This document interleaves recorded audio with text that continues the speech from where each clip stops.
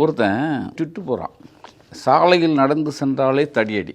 எந்த சாலையில் எவன் தடியடி அடித்தான்? ஒரு மனுஷன் சம்பவம் நடந்து கேள்விப்பட்டதில் இன்னைக்கு வரைக்கும் தூங்காமத்துறாய ஒரு சிஎம். நீங்கள் 41 பேர் செத்த பிறகும் வீட்டில் அவர் ஒரு வீட்டில் இருக்கார், மறுபடியும் அவர் கிளம்புறாரு, இன்னொரு வீட்டுக்கு போகிறாரு 68 மணி நேரம் ஒரு வீடியோ போடுறாரு. வீடியோ போகிறல 10 பத்திரிக்கையாளனை கூப்பிட்டு பேசியிருக்க வேண்டியதானே? தைரியம் கிடையாது, தில்லு கிடையாது, அதாவது ஈரம் கிடையாது, மனசாட்சி கிடையாது, எந்த இலவும் கிடையாது. அதை பேச வேண்டியதானே? சரி, அதுக்குள்ளே இப்போ நான் தான் முதல்ல போயிட்டேன், அதுக்குள்ளே மறுபடியும் திரும்பி போகக்கூடாது.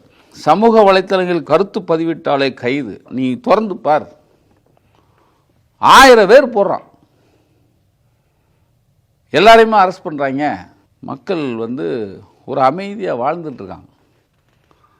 எல்லார் வீட்லேயும் துயரம் விழுந்துருச்சு, எல்லார் வீட்லேயும் துக்கம் விழுந்த மாதிரி அவன் என்னடா இப்படி ஆயிடுச்சுன்னு எல்லார் வீடும் சார், தமிழகத்தில் மனசாட்சி இருக்கிற எல்லார் வீடும் துக்க வீடாக பார்த்துட்ருக்காங்க.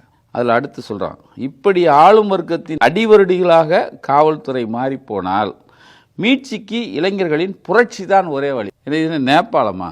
அப்போது நான் சொன்னல முதல்ல பூனைக்குட்டி வெளியே வந்துச்சு. இவனுங்க ஒரு 41 சாவு இதை எதிர்பார்க்கல. இப்படி ஒரு இளவு விழுந்த உடனே அவன் இந்த சதாம் ஹுசேன் பதுங்கு குழியில் இருப்பாங்கல்ல, அதை பார்த்துருக்கோம். அது மாதிரி பதுங்கு குழியில் அவன் போயிட்டான்.